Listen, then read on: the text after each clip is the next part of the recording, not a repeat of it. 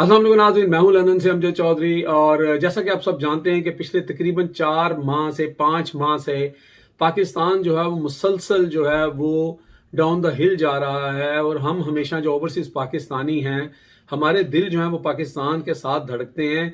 गो के हमें बहुत ज़्यादा तनकीद भी सुननी पड़ी पाकिस्तानियों से, जो उस वक़्त ख़ास तौर पे इस वक्त जो लोग हुकूमत में हैं उनकी पार्टी की तरफ से, कि जनाब इन लोगों को क्या पता कि पाकिस्तान के मसाइल क्या हैं।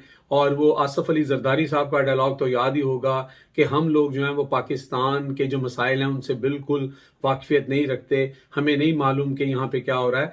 यानी कि अगर हमें अपना ज़र मुबादला, हमने यहाँ से पैसे भेजने हैं तब ठीक है, वहाँ पे कोई तामीरी काम में हिस्सा लेना है तब ठीक है, कोई फंड रेजिंग करनी है तब ठीक है। लेकिन अगर हमें वोट डालने का हक दिया जा रहा था तो वो उसको जो है वो ख़त्म करने के लिए, बल्कि उसको ख़त्म कर दिया गया। और सारा कुछ करने के लिए जो ओवरसीज़ पाकिस्तानी हैं उनके ऊपर बुतानबाजी की गई और कहा गया कि जनाब महंगाई जो है, इनको क्या पता। जब हम कहते थे कि महंगाई है, ये आलमी मसला है, उस वक्त हमारा मजाक उड़ाया जाता था। आज मुस्लिम लीग नून के यहाँ पे जो चंद लोग हैं जो इनके इर्द गिर्द घूमते हैं, इनके पे रोल पे हैं, वो लोगों से जाके इंटरव्यू करते फिरते हैं पेट्रोल स्टेशन के ऊपर कि जनाब यहाँ तेल कितने का है, यहाँ पे फलानी चीज़ कितने की है। और भाई हम भी यही कहते थे कि ये महंगाई जो है ये आलमी मसला है। उस वक्त इमरान खान को तनकीद का मसला बनाया जाता था। और तमाम वो क्लिप मौजूद हैं जहाँ शहबाज शरीफ साहब कह रहे हैं कि जी 70 रुपये तेल कर दो, हुकूमत को कोई फ़र्क नहीं पड़ता, फलाना टैक्स खत्म कर दो, हुकूमत को कोई फ़र्क नहीं पड़ता। मिफ्ता इस्माइल साहब जो हैं वो कहते हैं जी हम आएंगे तो 100 रुपये का तेल कर देंगे, 70 रुपये की चीनी कर देंगे, इतने का आटा कर देंगे। आज तमाम उन चीज़ों से वो मुकर गए हैं और अब वो क्या कह रहे हैं, ये महंगाई नहीं है, ये आलमी मसला है, ये आलमी महंगाई है। तो भाई इमरान खान भी यही कहता था। चले हम आते हैं मुद्दे की तरफ। असल बात ये है, इस तरह की सारी बातें आप देख रहे हैं, सुन रहे हैं, आपके सामने हैं।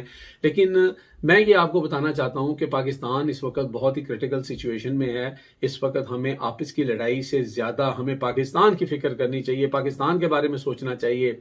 मैं ये ज़रूर कहूँगा कि मेरा ये ईमान है कि जब आप सदके दिल से कोई काम करना चाहते हैं या आपकी नीयत जो है वो ठीक होती है तो अल्लाह ताला आपकी मदद करता है।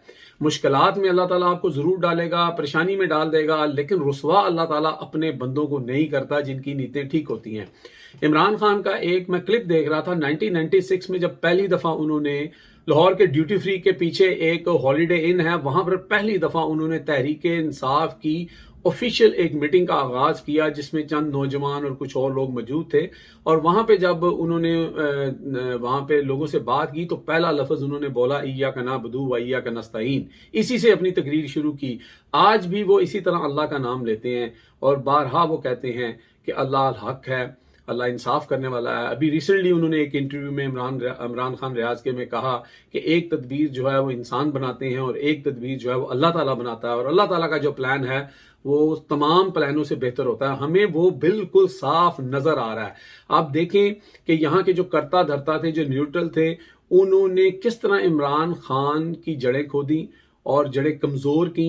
जब इमरान खान पाकिस्तान के दरख्त को जो है वो सींच रहा था, उसकी गोडी कर रहा था और दरख्त जो है वो फलने फूलने लगा था, उसका सबसे बड़ा अल्लाह ताला ने इंसाफ ये किया कि जो आपका दुश्मन है वो आपकी तारीफ करने पे मजबूर हो गया है। ये वो लोग थे जो कहते थे महंगाई कर दी, ये नकम्मा है, ये सिलेक्टेड है, ये है, ये वो है। अल्लाह ताला ने उन्हीं के मुंह से, उन्हीं के फाइनेंस मिनिस्टर से और वजीर आजम की इजाजत से तमाम वो चीजें सामने लेके आया अल्लाह ताला, और एक एक सेक्टर के अंदर पाकिस्तान तरक्की कर रहा था।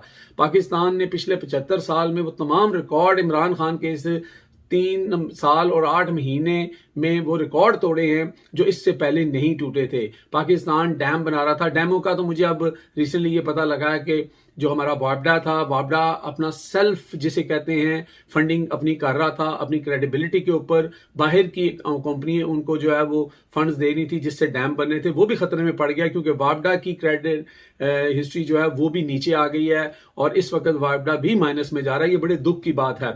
लेकिन इस वक्त पूरा मुल्क जो है वो बिल्कुल जो है तबाही के धाने पर पहुंच चुका है। और वो जर्नलिस्ट जो इमरान खान के खिलाफ बोलते जो है ना सांस नहीं लेते थे, आज हामिद मीर जैसे, आज चौधरी जावेद चौधरी जैसे, उसके बाद कामरान शाहिद जैसे, ये लोग भी अब इस नाअहल और इस करप्ट हुकूमत के ऊपर और इस इम्पोर्टेड हुकूमत के ऊपर जो तनकीद करना शुरू हो गए। आपने वो शॉर्ट सुने होंगे, मैं यहाँ पे आपको सुना के मजीद टाइम ज़ाया नहीं करना चाहता। तो बात यह है कि हमें सोचना ये है, देखना ये है कि हम पाकिस्तान के लिए इस वक्त क्या कर सकते हैं। जिन लोगों ने इनको लेके आए, पहले हफ्ते में तो जब $2 कम हुआ और मार्केट ऊपर गई तो जनाब हमारे जो न्यूट्रल है उन्होंने आके भड़क लगाई कि देखें जी ये जो है हुकूमत आई है और इससे ये बेहतरी होना शुरू हो गई है। जब एक्स सर्विसमैन की जो तंजीम थी वहां पे गुफ्तगू करने के लिए हमारे न्यूट्रल गए तो वहां पे जाके कहा गया कि जनाब इमरान खान को तो हमने उंगली पकड़ के चलना सिखाया, इमरान खान को तो कोई पैसे नहीं देता था, इमरान खान तो जिद्दी आदमी था, मुल्क जो है उसकी मैशियत का मसला था, हमें मैशियत चलानी थी, इसलिए हमने ये फैसला किया कि सबको बैठा के इस मुल्क की मैशियत को चलाया जाए। और ये जो लोग हैं ये बड़े परफेक्ट हैं और ये बड़े तजर्बाकार हैं और इन्होंने जनाब 30 साल पंजाब को रन किया है। या शहबाज शरीफ साहब की बात हो रही थी, तो अल्लाह ताला ने सबके जो भी गरूर तो मैं नहीं कहूँगा, लेकिन इनके जो इनकी जहनों में जो फतूर थे अल्लाह ताला ने वो सामने निकाल के रख दिए। वही स्पीडी शहबाज शरीफ इस वक्त जो है नाकामी क्या एक सिंबल बन चुके हैं और हाथ उन्होंने खड़े कर दिए हैं।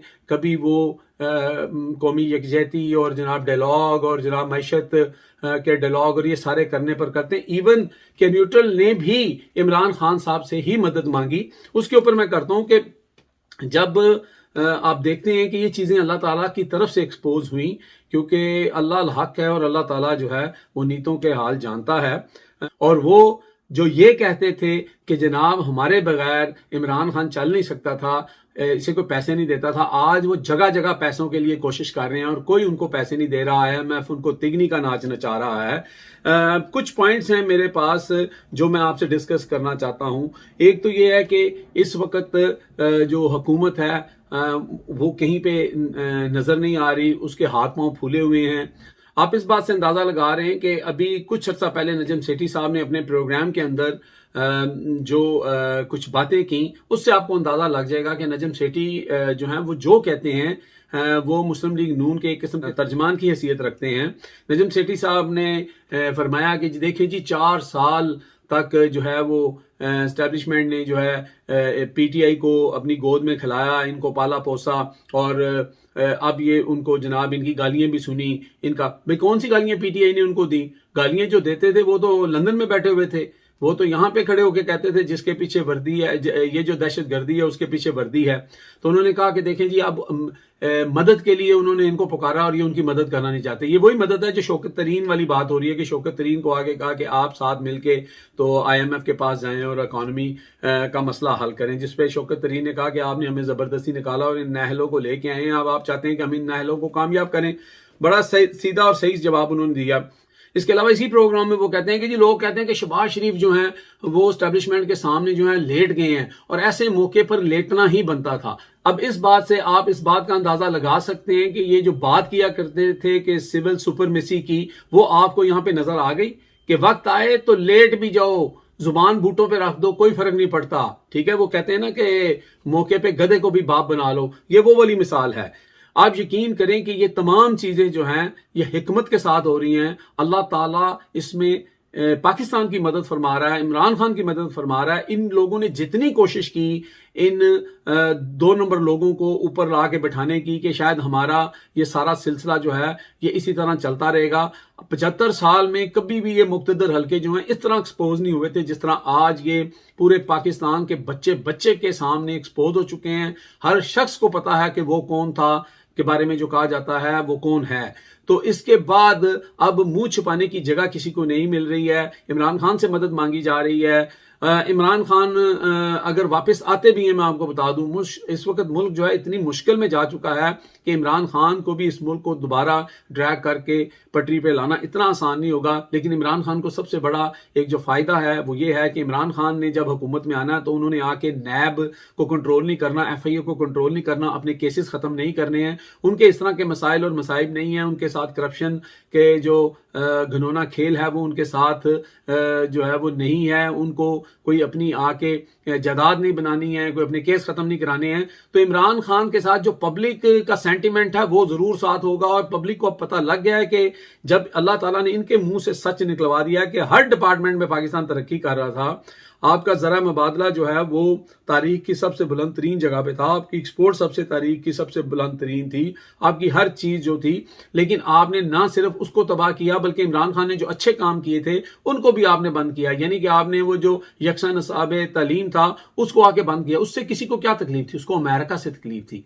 और ये जो अमेरिका के पिट्ठू हैं, ये जो उनके पालतू हैं, जिनके गलों में उनके पटे हैं, उन्होंने मिल के इस हुकूमत के साथ और ये बेगैरती जो है मिल के की कि पाकिस्तान के अंदर जो है वो हर बंदा जो है वो, एक तो ये है कि 5वीं जमात तक वो अगर कुरान और सीरत और तर्जमे के साथ कुरान पढ़ेगा तो उसको अपने दीन की समझ आ जाएगी और मसावी हकूक की समझ आ जाएगी और आइंदा वो एक अच्छा इंसान बन सकेगा। सिर्फ इन चीज़ों को रोकने के लिए, उसके अलावा आपको पता है कि इलेक्ट्रॉनिक वोटिंग मशीन को क्यों रिजेक्ट किया गया? क्योंकि लाजमी सी बात है कि जिन लोगों ने बीच में खेलना था वो खेलेंगे कैसे?